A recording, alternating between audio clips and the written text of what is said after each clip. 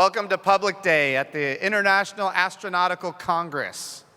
Just by show of hands, raise your hand if you've been to an IAC before. We got a good number. Raise your hand if you've never been to an IAC before. An even bigger number, fantastic. Well, this is a big deal for the United States of America to host this conference here. We have the opportunity to showcase what we are doing as an agency. By the way, just so everybody here knows, my name is Jim Bridenstine. I'm the NASA administrator. So I have the honor of leading America's space agency in exploration and discovery and science. And here in Washington, D.C. this week, we have been hosting the International Astronautical Congress, where all of the nations of the world that are interested in space, that want to have space agencies, that have space agencies, we convene and we talk about what we're all going to do together when we explore space. Because here's what we know. Science matters to all of us. And as we make discoveries and we explore, we all want to be able to share that information. We don't want to duplicate efforts. We want to keep going further and go further and faster than ever before. And of course, we can all do that when we work together. And that's what the International Astronautical Congress is all about. And we've been hosting it here in Washington, D.C. this week. Next year, it's going to be, in fact, in Dubai. So we're looking forward to that as well. And I would encourage all of those that are here to consider going to the one in Dubai a year from today. But here's the thing. There's a couple of things that I want to start with that are important. Some major discoveries, and I know this. There's a lot of people in this room that maybe are not involved in the space industry. This is Public Day. This is the day when people from the public who might not otherwise be involved in space have the opportunity to come to the IAC and hear what NASA is up to. And I've got about an hour, I'm being told 56 minutes according to the clock here, to give you an update as to what NASA is up to. But to start, I want to share some things I think that are absolutely remarkable. We had 2 rovers on Mars not too long ago, Spirit and Opportunity. Opportunity lasted 15 years, Spirit lasted 10 years. And these little rovers on Mars gave us some significant discoveries. Because of these 2 little rovers, we now know that Mars had an ocean in its northern hemisphere. That ocean constituted 2/3 of the northern hemisphere of Mars. We know that Mars had a thick atmosphere, and Mars had a magnetosphere because of these 2 little rovers. In other words, at one point in the history of Mars, it was habitable. It could have hosted life. Do we know that it did? No, we don't know. But I'll tell you what, we want to go find out. But I want to tell you something else that's important. Within the last year, maybe the last 15 months, some really amazing discoveries have happened. Number one, and this is because of Curiosity rover, another rover that is still active on Mars, and the InSight lander, here's what we know. We know that Mars is covered with complex organic compounds. In other words, the building blocks for life are on Mars. Does that mean life is there? We don't know. But we know that the building blocks for life exist on Mars. We know that they don't exist at all on the moon, but they are in fact all over Mars. The probability of finding life on another world just went up. We also know in the last 15 months that the methane cycles of Mars are commensurate with the seasons of Mars. Does that guarantee life? No, but it is an indicator. It could be geological in nature, but it also could be an indicator of life. The probability of finding life on another world just went up. Finally, here's what else we have discovered, and this is with our international partners. Liquid water on Mars, 12 kilometers under the surface of Mars. What do we know about liquid water on Earth? Wherever it exists, there is life. Is that true on Mars? Again, I don't know, but we need to go find out. This is something that is important to NASA. It's important to the United States of America, and it is, in fact, important to humanity. There is one person that I know who is more interested in finding life on another world than any person I have ever met in my life. And I had a very distinct honor to serve with this gentleman in the House of Representatives. This is somebody, and I'm going to introduce him here in a few minutes, but I want to tell you what I know about him personally. He was an appropriator. In fact, he chaired what was called the Commerce, Justice, Science Appropriations Committee here in the United States House of Representatives.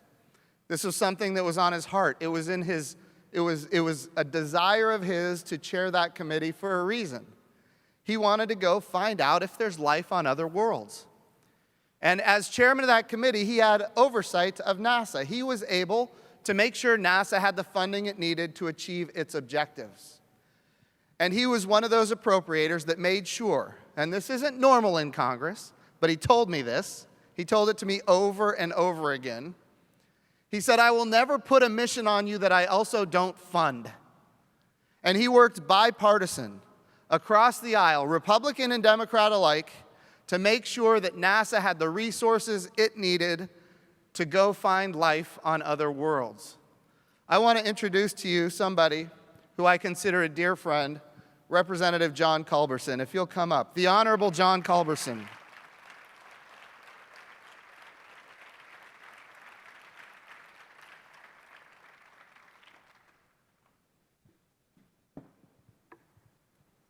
Whoops. Thank you. Thank you so much. We are honoring Representative John Culberson with what is called NASA's Distinguished Public Service Medal. This is the absolute highest medal that we can give to a citizen of the United States. We are so grateful for all of your leadership and all of your help, and oh, by the way, all of your funding for our missions. So with that, I'd like to give you this medal. This is the Distinguished Public Service Medal from NASA.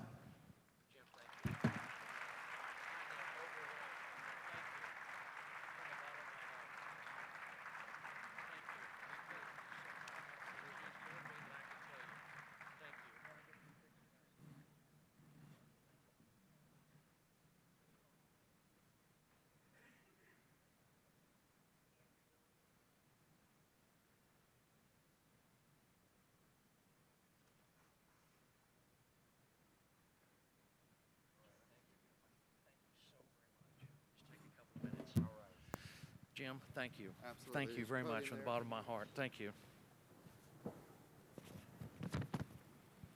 Jim, thank you. This singular honor is all the more meaningful to me because it has been presented by, in my opinion, the very best administrator NASA has ever had in my 18 years in Congress. You're the best cheerleader the agency ever had and the most knowledgeable. Just so you know, there's other NASA administrators here. Thank you, Jim, for this important recognition and for all your help during our time together in Congress to help lift up America's space program in a bipartisan way. We always did so in a bipartisan way.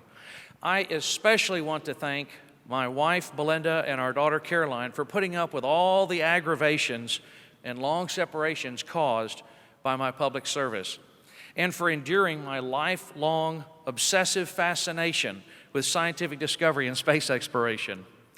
I also want to thank my new law partner, Kevin Kelly, for helping me better utilize the power of the purse as an appropriator, as a chairman of the Commerce, Justice, Science Subcommittee to enforce the law as the founders intended. The power of the purse is the most important check and balance in the Constitution. And I want to thank Kevin for helping me get started so successfully in this new phase of my life. Above all, I want to thank the voters of West Houston for entrusting me to represent them in the United States Congress for 18 productive years. They supported me in all of my most visible work, expanding Interstate 10 in West Houston and rebuilding after the devastating floods of Hurricane Harvey.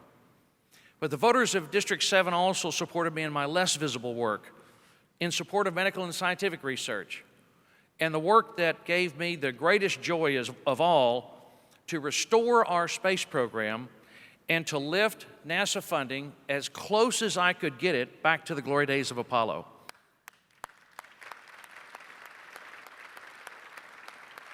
Thank you. One of my heroes, the great Mars scientist Steve Squires, told me that Carl Sagan often said that exploring the solar system and homesteading other worlds constitutes the beginning much more than the end of history. I am so fortunate to have had the privilege to help make that dream come true for the American space program.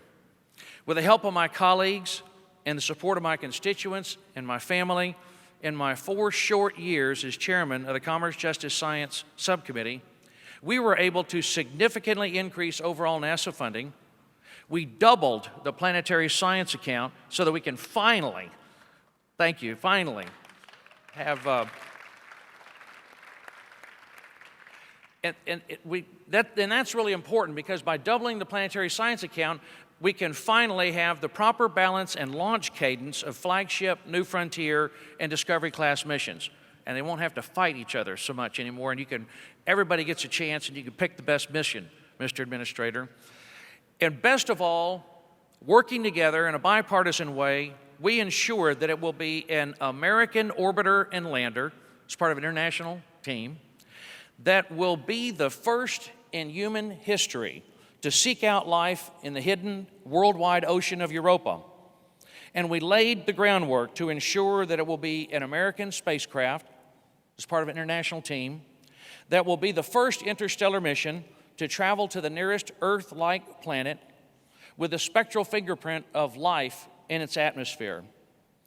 The most exciting and meaningful part of my 18 years in Congress has been my work with all of you in the space program, all of you who can see over the horizon into the far future, and to help you make those dreams come true.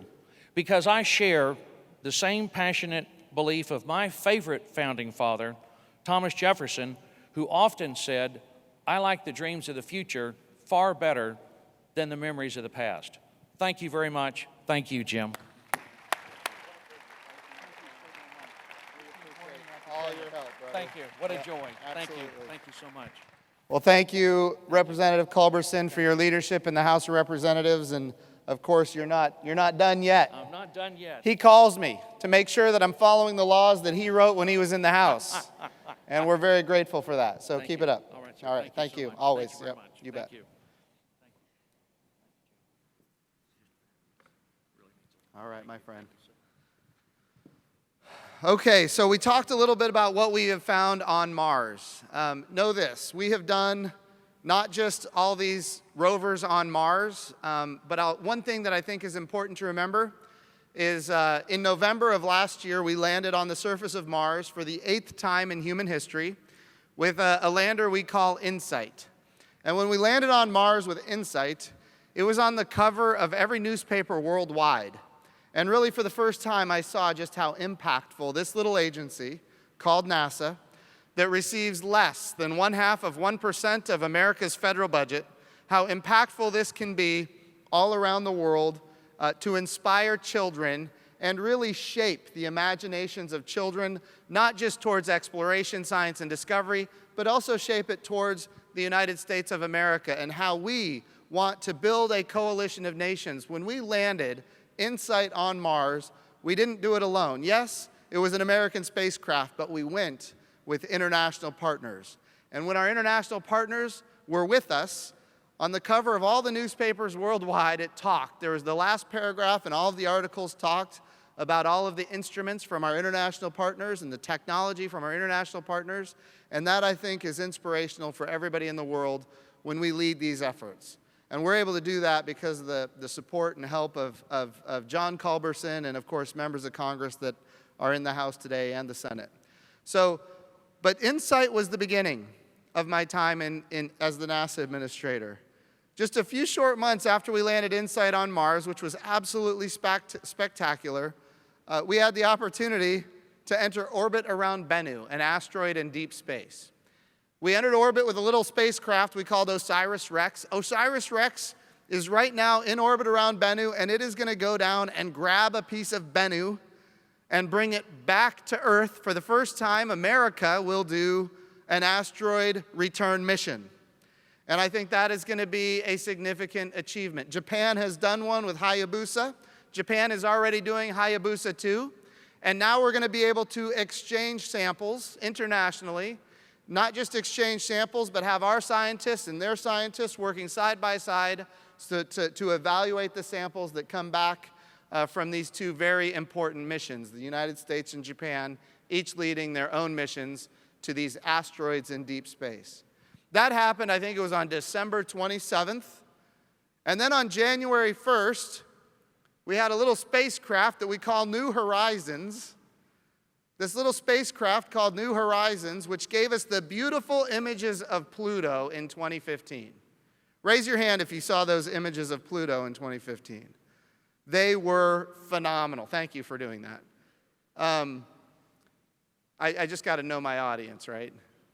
So those beautiful images of Pluto were not the end. They were the beginning. New Horizons kept going, and it went way out to what we call the Kuiper Belt, where there's all kinds of objects in deep space. We're talking about 4 billion miles from Earth, and we got these beautiful images of something called Ultima Thule, an asteroid in deep space that is in fact what we now know to be a binary contact, 2 asteroids that came together, and we are still getting absolutely beautiful images back from the New Horizons spacecraft that gave us the beautiful images and the science and the data on Ultima Thule. Now, while we're on this topic of New Horizons, there's something else that I think is important to note. 2006, many of you in this room are aware that Pluto got downgraded from a planet to a dwarf planet. Boo, I hear some people booing. That's my sense. So that happened before these images we got in 2015 and before the science that we got in 2015. And some people have argued that a planet, in order to be a planet, you have to be able to clear your orbit around the sun. Well, what we now know is that if that's the definition that we're going to use, you could really undercut all the planets. They're all dwarf planets because there isn't a planet that clears its entire orbit around the sun. That being the case, I think it's a sloppy definition. Many of you have heard me say this publicly.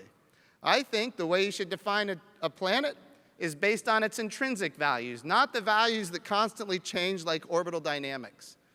So when I think about Pluto and what we got back from New Horizons, here's what we know. Pluto has an ocean under its surface. Pluto has complex organic compounds on its surface. Pluto has a multi-layer atmosphere, and Pluto has its own moons. I'm here to tell you, as the NASA administrator, I believe Pluto is a planet.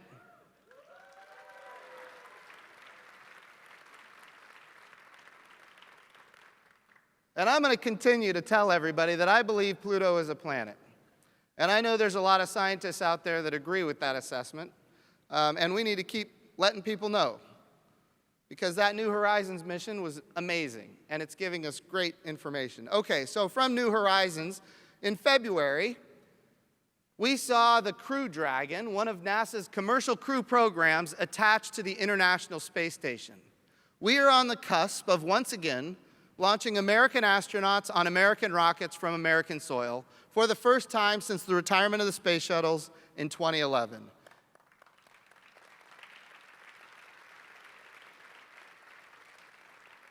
And I want to be clear, we need to return to that activity, and we need to go with our international partners. We're looking for all of our international partners to step up and help us as we work to commercialize low Earth orbit. Here's what we're trying to achieve. We are using the International Space Station for really 2 lines of effort for an eventual commercialization of low Earth orbit. These 2 lines of effort include industrialized biomedicine. And here's what we're trying to do. We're looking for breakthroughs. We need breakthroughs that will transform how we live on Earth. And when those breakthroughs occur, capital will flow into what will be commercial habitation capability, commercial space stations in low Earth orbit. So how do we do that? 2 lines of effort. Number 1 is industrialized biomedicine. Right now, we are using the International Space Station to compound pharmaceuticals and create immunizations in ways that we cannot do here in the gravity well of Earth.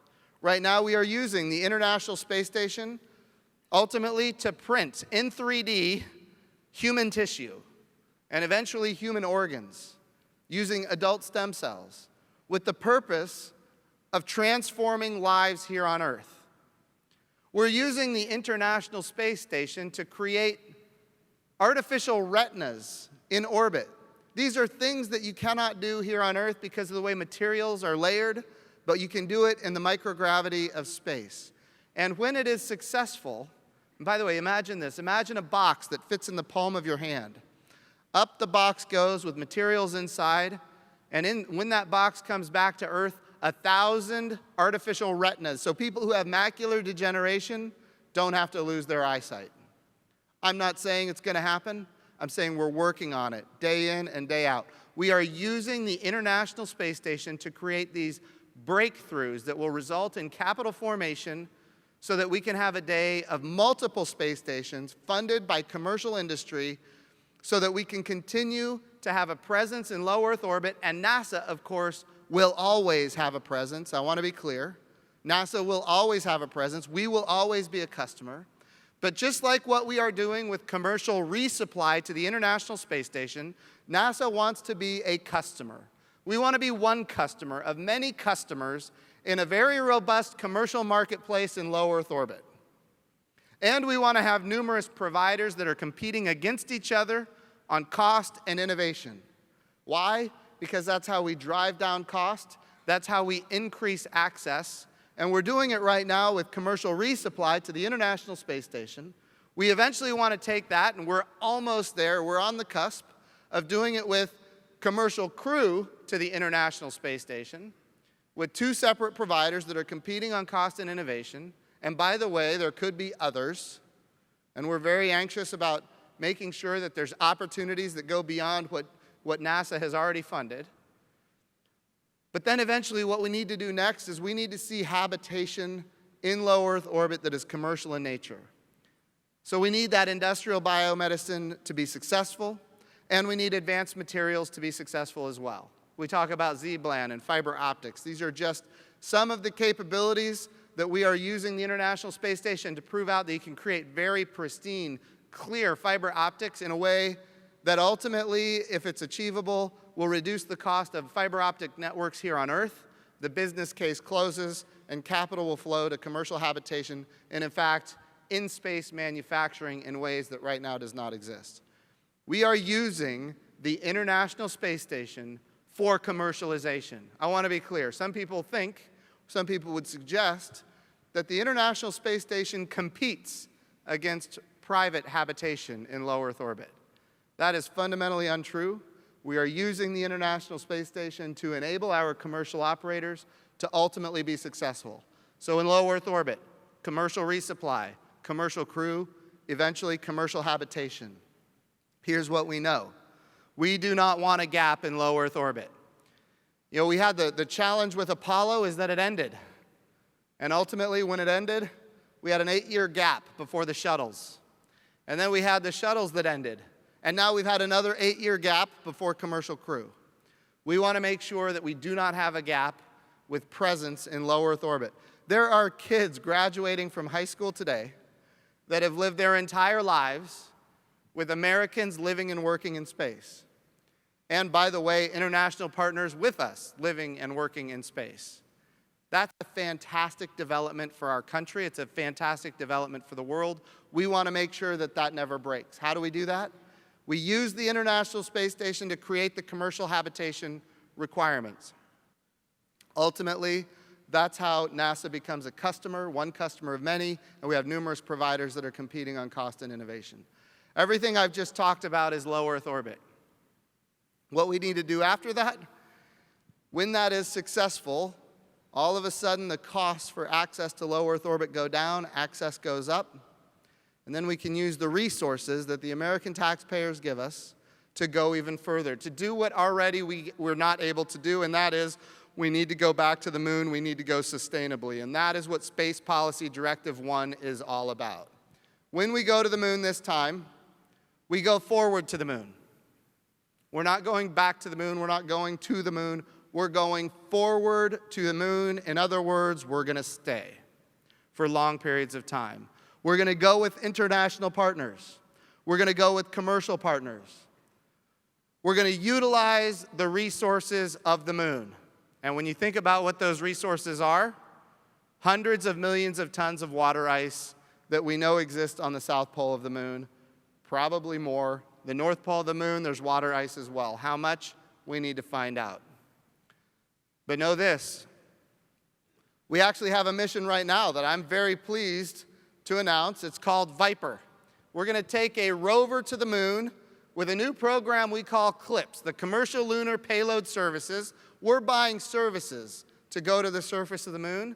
We've got a number of companies right now that have IDIQ contracts that we have identified that we believe can take us to the moon, where NASA is not purchasing, owning, and operating the hardware, but instead we're buying a service to get activities to the surface of the moon. The reason, again, being we want those companies to go get customers that are not us, to drive down our cost and increase access.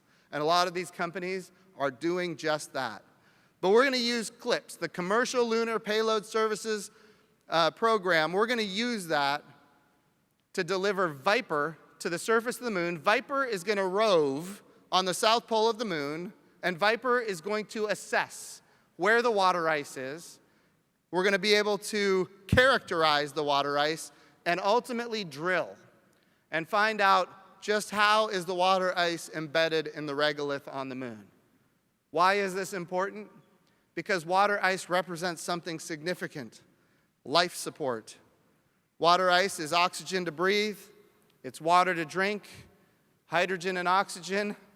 When you crack it into its parts, hydrogen and oxygen is the same rocket fuel that powered the space shuttles. It's the same rocket fuel that powers the SLS rocket, which will be coming out of the Michoud assembly facility here at the end of the year, the most powerful rocket America has ever built that is going to take our astronauts back to the moon. It's a hydrogen and oxygen rocket. Here's what we know. Oxygen and hydrogen is available on the surface of the moon in hundreds of millions of tons. Rocket fuel is available on the surface of the moon. It can be used, and we need to use it, not just for life support, but even for maybe even rocket fuel. So we're going to the moon sustainably. We're going with international partners. We're going with commercial partners. We're going to utilize the resources of the moon to learn how to live and work for long periods of time. And then ultimately, we're going to take what we build, what we understand, the technologies, the capabilities, the architecture, and as much as possible, we are building the architecture to be replicable at Mars. We've already talked about why it's so important to go to Mars. Complex organic compounds. We have methane cycles commensurate with seasons. We have liquid water 12 kilometers under the surface of Mars. We need to go find life on another world if it exists. And I know that Chairman Culberson is all about this, and we're working hard to make it happen. And Chairman, you are the legacy. We're going to make sure that this gets done. So as we go forward, there's a lot that needs to be done. In order to create the architecture that we need to create at the moon, we've got to have the SLS rocket. Again, the most powerful rocket the United States of America has ever built.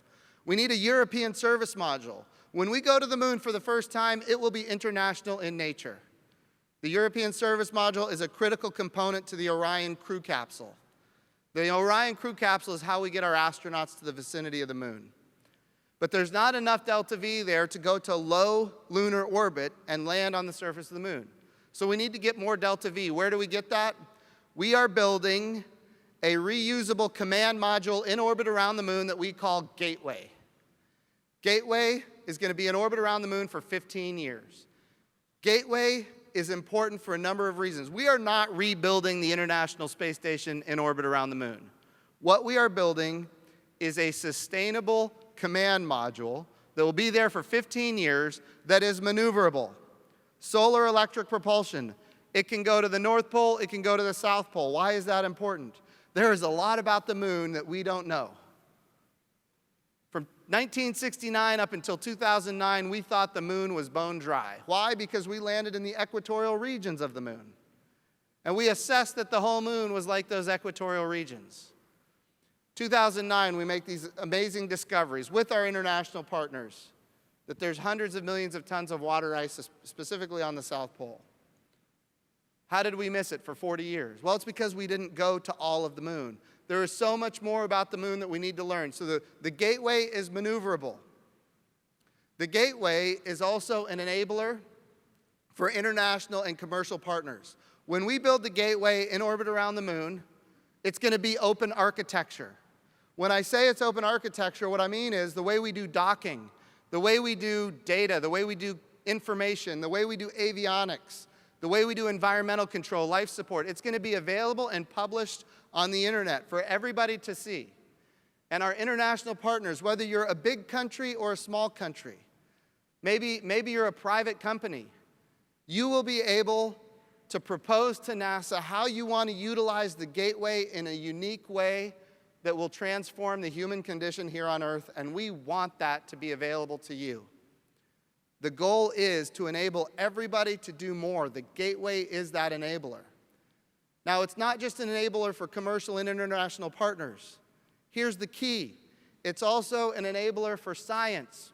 Historically at NASA, we have had this challenge where every dollar spent on human exploration and operations is a dollar that is not spent on science. And every dollar spent on science is a dollar that is not spent on human exploration and operations. Well, when we go to the moon with the gateway, and we have a communication architecture in orbit around the moon with our commercial and international partners, all of a sudden, the cost of doing things like astrophysics goes way down. Astrophysics is part of the Science Mission Directorate. So it is no longer a zero-sum game. By doing human exploration, we are enabling astrophysics. That's a key enabler. So we got a mission that I'm very excited about. It's being led by the Ames Research Center with other research centers operated by NASA as well. And this particular mission called DAPPER is going to help us see not just back into space or into deep space, but also back into time. We're going to see not just the first light in the universe after the Big Bang, we're going to see before the first light.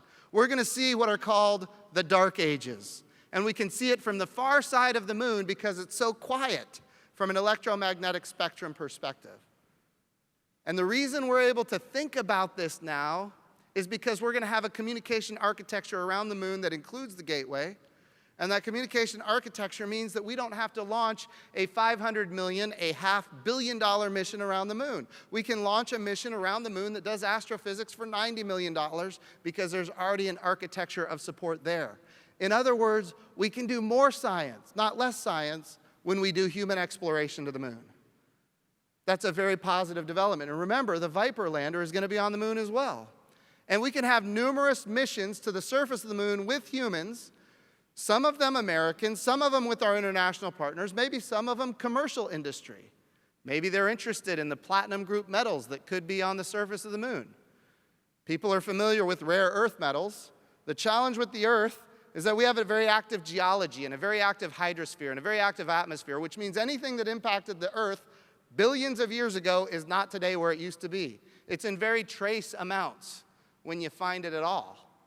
Well, the moon is different. It doesn't have an active geology. It doesn't have an active hydrosphere. It doesn't have an active atmosphere, which means anything that impacted the moon billions of years ago is today right where it was billions of years ago, and that would include those asteroid impacts that are those rare earth metals, which in this case would be rare lunar metals.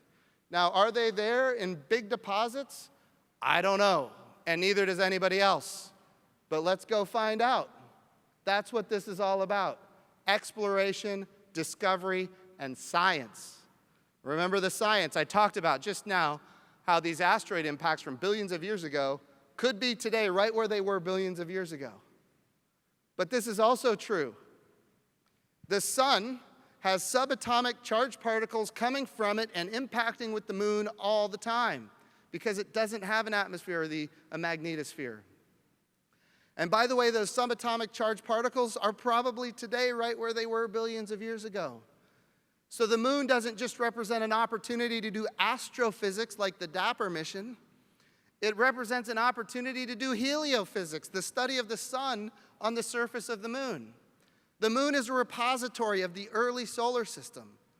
So when we talk about the moon, it's about astrophysics, it's about heliophysics, the study of the sun. It's about planetary science. What can we learn about the moon and apply to other planets?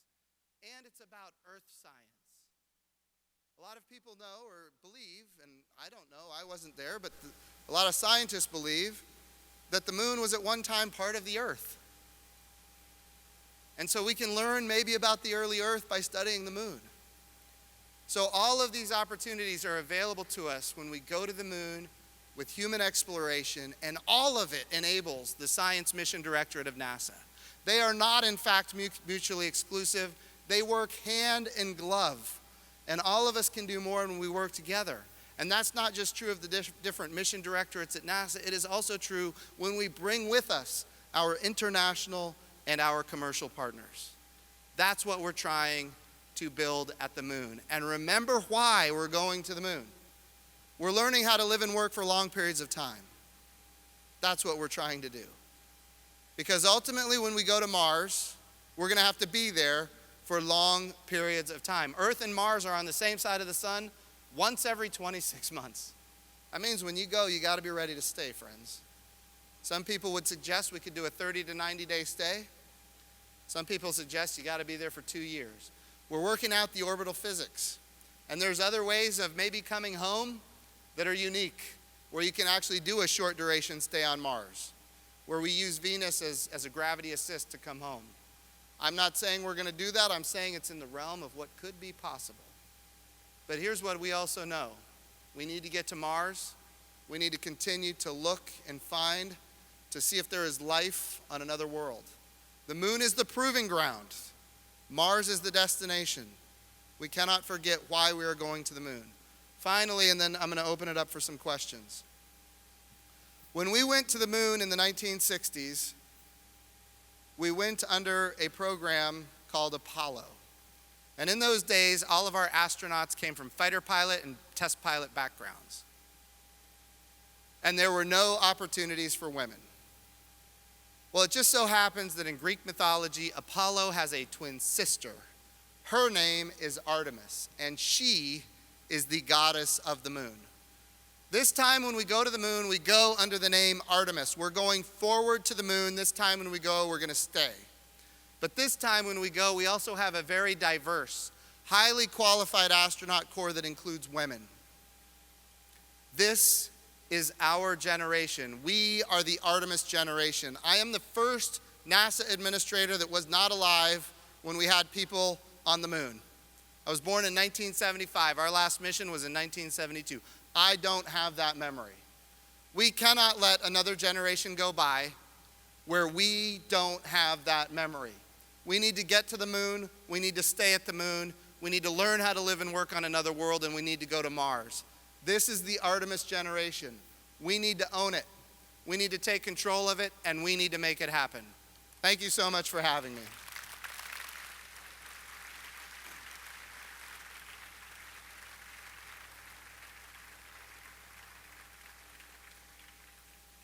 Okay, so I've got questions here on this laptop. There's different questions here. Just so you guys know, what is this thing called? What is it? Slido. Is that right? So if you guys want to ask questions, here's a way to do it.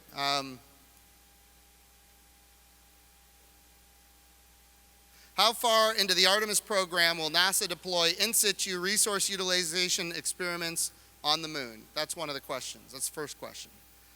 We're going to do it right away. We're hoping to do it in 2021. In fact, we're using the Commercial Lunar Payload Services program, where we're going to the moon with small payloads. We're talking about science payloads, commercially.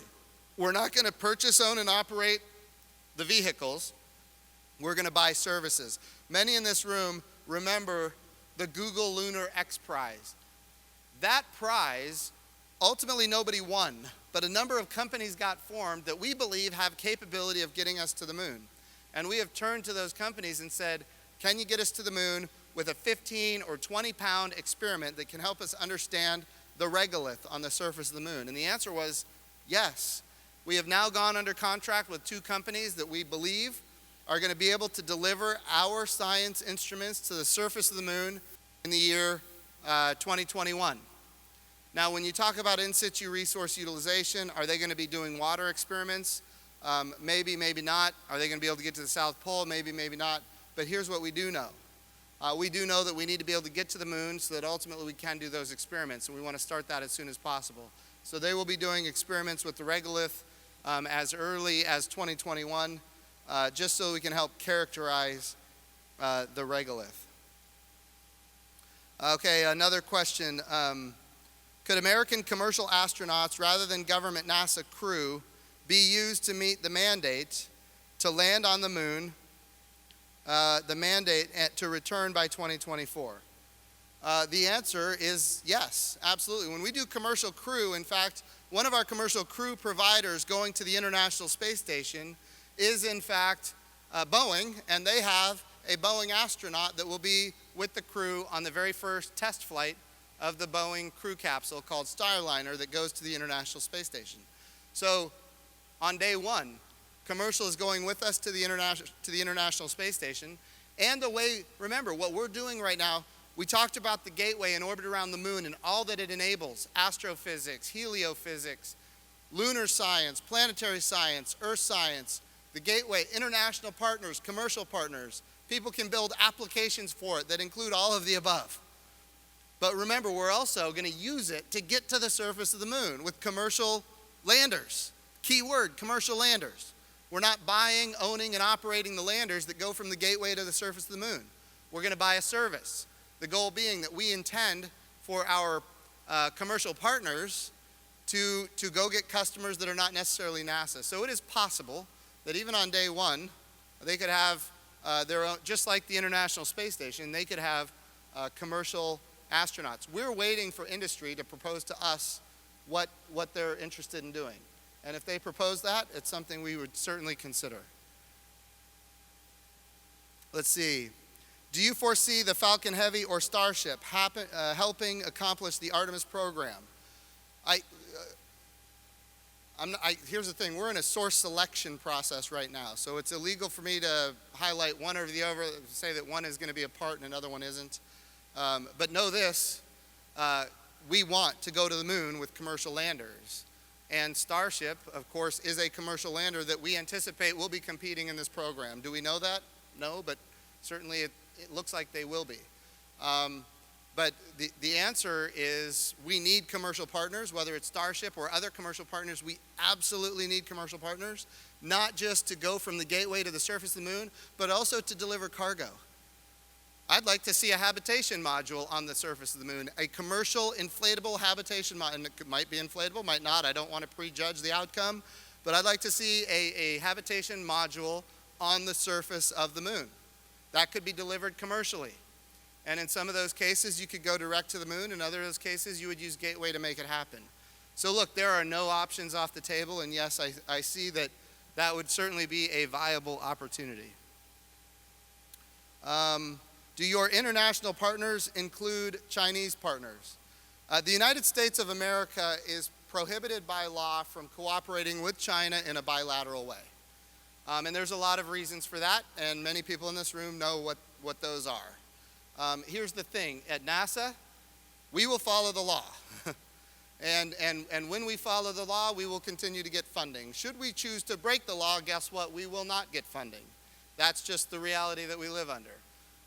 But here's the thing, and I really believe this. NASA is an instrument of American power. Not hard power, it's soft power. It's diplomatic power. Think about this. The other day, 3 days ago, I held a bilateral meeting about the Artemis program and what nations would want to join us going to the moon. And in that bilateral meeting, we had 26 different countries. This is such a positive development. 26 different countries came and said, we want to be with you when you go to the moon. Now, we can't have astronauts from 26 different countries all at the same time. But certainly, we can have international partners, and eventually, as this is sustainable, those international partners, we would love to see them on the moon too. Maybe not on the first mission, maybe not on the second mission, but we want them on the moon. We want to see American astronauts working side by side with international partners on the surface of the moon. But many of you heard the Vice President speak the other day. That you don't just get to sign up and join us. This is an element of national power where we want to say, okay, we want you to be with us, but here are the conditions that are necessary to join. And I think that is perfectly appropriate to lead free nations in that effort. And so right now, we are prohibited by law from partnering with China in a bilateral way. But certainly in the future, depending on conditions, we would be open to that. But it's not just, hey, sign up and you get to come with us. How far? Okay, let's see. I'm looking at some of these I've already answered.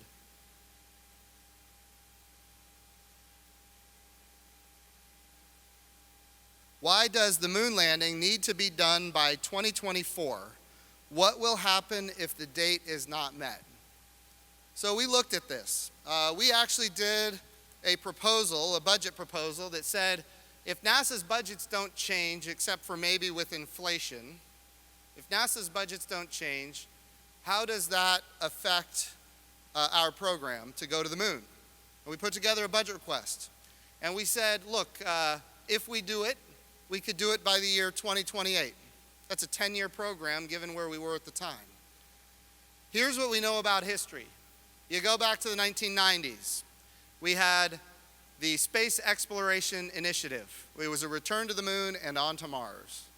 And it was very expensive and it took a lot of time. And because it took so long, it got canceled. Then we had the Vision for Space Exploration in the early 2000s. It was a return to the moon and then on to Mars. And of course, it was very expensive and it took a lot of time. And because it took so long, it got canceled. There's two risks that we deal with at NASA. Two. Well, no, there's a lot more risks than that. Two that I worry about. How about that? The most. Number one is technical risk. I can tell you this, given what I know about NASA and our engineers and our scientists and our technicians, NASA and our international partners, we can handle the technical risk. I have absolutely no doubt about our ability to handle the technical risk. There's another risk. It's political.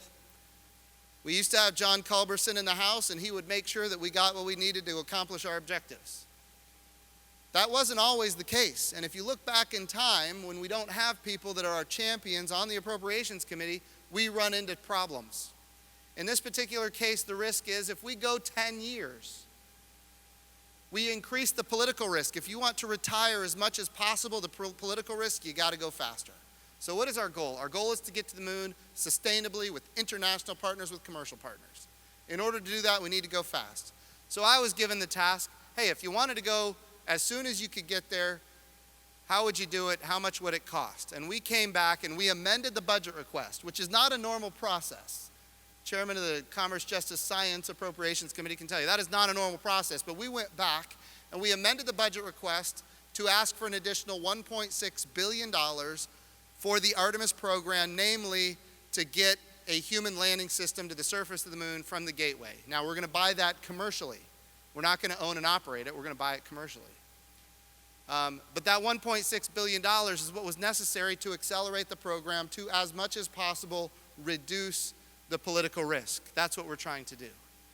Now, if we do that, remember, everything still has to go very well. Is it in the realm of what is possible? Absolutely. Is it difficult? Yes, it is difficult. Everything has to go according to plan to achieve a 2024 moon landing. But here's what we know. If we make it a longer program, it is subject to more political risk, and that's what we're trying to retire. So that's what the 2024 date is all about.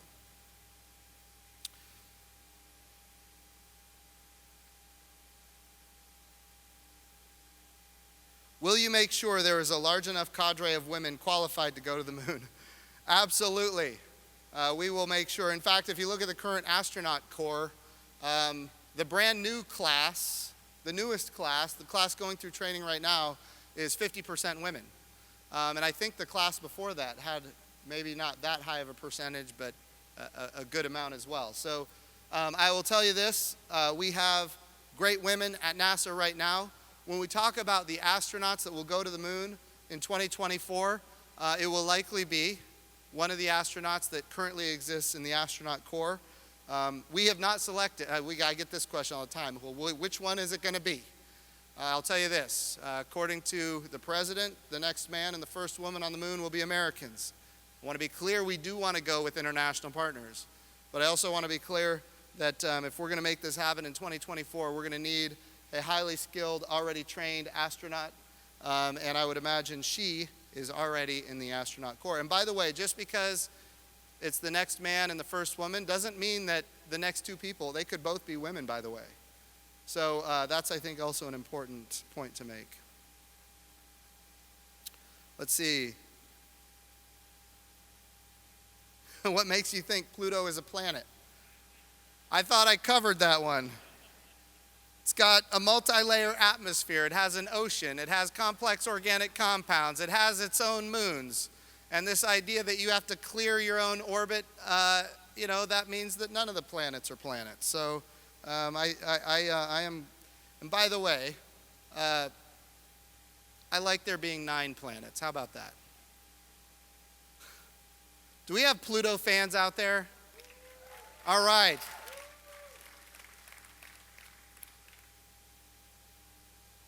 What is the process for choosing which human lander to use?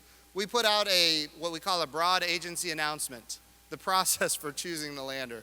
So this is the challenge, right? We're going to go fast. Why are we going fast? Because it reduces political risk. And of course, we want to go fast because the faster we get to the moon, the faster we get to Mars. It's all of the above. It's all inclusive.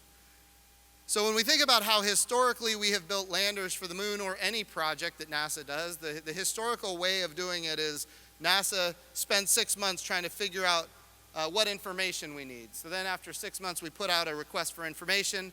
Then we wait for 6 months while industry responds to the request for information. Then after we get that information, we evaluate all that information for 6 months, and then we put out a request for proposal. And then industry, after 6 months, they'll respond to that request for proposal. Then we spend 6 months looking at all the proposals, and we do a source selection.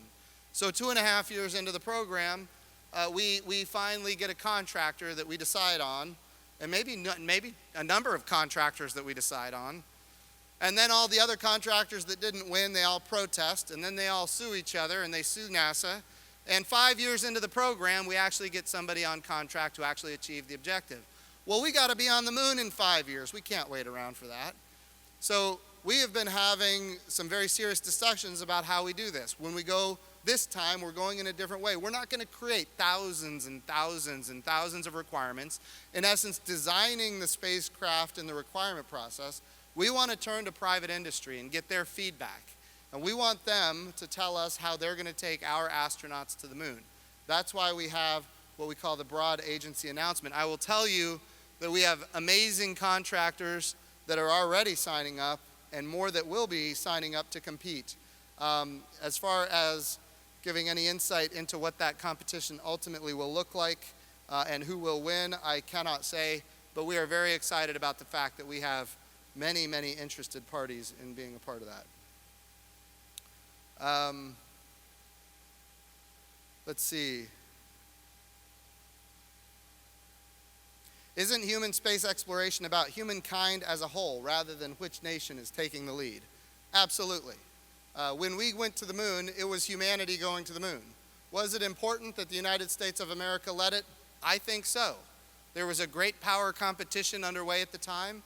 It was the United States of America and the Soviet Union, and I think it was important that the United States of America won that space race. Now, to be clear, without that great power competition, you wouldn't have had Sputnik, you wouldn't have had the first human in space, Yuri Gagarin, the first person to orbit the Earth, Yuri Gagarin. So that great power competition actually enabled, or I should say, it drove us to space exploration. You know, in some ways, that can actually be beneficial for the long term. I would also say that when we landed on the moon, it changed the dynamics entirely. All of a sudden, the United States of America and the Soviet Union wanted to partner with each other. Imagine that. In the height of the Cold War, there was an amazing partnership that came together. We think back to 1975. An Oklahoman, General Tom, I'm an Oklahoman, so I'm proud of him. General Tom Stafford in 1975 was part of the Apollo-Soyuz project. And he went from the Apollo capsule to the Soyuz capsule, and we had, for the first time, a space station that was international in nature. So that drove us to a position where we were partnering. Look, competition is a driver, cooperation is an enabler. And now we went from the Apollo-Soyuz program, or if you go to Russia, it's the Soyuz Apollo program, But you go from that program in 1975, which of course was started well before that, to the Shuttle Mir program. Again, the Space Shuttle, United States of America, Mir would be Soviet. And then you go to the International Space Station. So you go back, this partnership goes back to 1975. Does it matter who leads? In my view, it does matter. Do we go together? Absolutely. And by the way, different countries can lead on different things. There's nothing wrong with that. If you're a country out there and you want to lead on something and you want the United States to be a partner, we're all about that. We want to be a partner on a lot of missions as well. So I would say if you look forward, there's going to be different countries taking different leads. I'll tell you where the United States will lead. We're going to lead a coalition of nations in a sustainable return to the moon. And by the way, because we are doing that, you know, you look at the budget, our NASA budget, $21.5 billion annually, it makes sense that we would lead. And that's a good thing.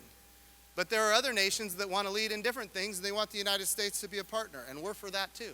So yes, we all go together, and at the same time, different nations can lead on different things. I've got 2 minutes left. I'm going to close it out here.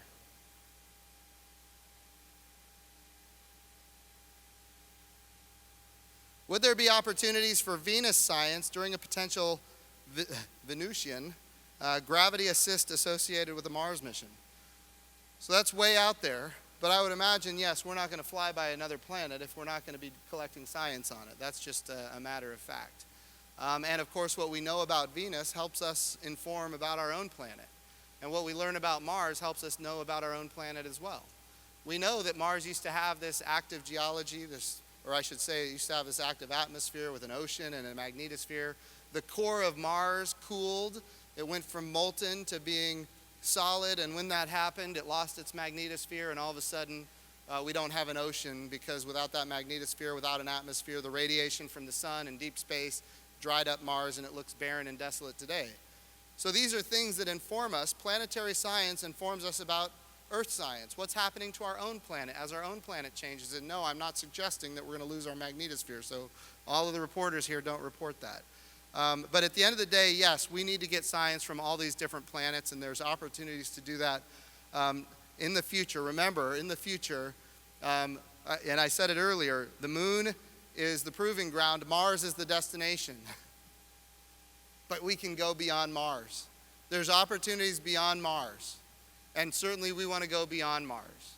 So the answer is yes, we're going to get science from all these planets. All right, I'm going to close out. I've got a minute, maybe a minute 9. I want to end by saying this. Number one, thank you for being here for Public Day at the IAC. It means that you're committed to what we're trying to achieve. You're interested in space exploration. We want to go to the moon. We want to go sustainably. Again, I cannot say this strongly enough. I'm the first NASA administrator that doesn't have a memory of where they were when Neil Armstrong and Buzz Aldrin landed on the moon. I don't have that memory. I wasn't there. I wasn't there when Gene Cernan left the moon as the last astronaut that was on the surface of the moon. We have an opportunity here as the Artemis generation to reset the standard. The standard needs to be that not only do we have a permanent human presence in low Earth orbit, we need a human presence on and around the moon, and we need a human presence going all the way to Mars. That's the objective. This generation, the Artemis generation, needs to step up to the plate and demand it. And this time when we go to the moon and when we go on to Mars, we're going with a very diverse, highly qualified astronaut corps that includes women, and we're going under the name of the twin sister of Apollo. Her name is Artemis, and she was the goddess of the moon. So thank you all so much for being interested in NASA. Thank you for being here. Let's get it done.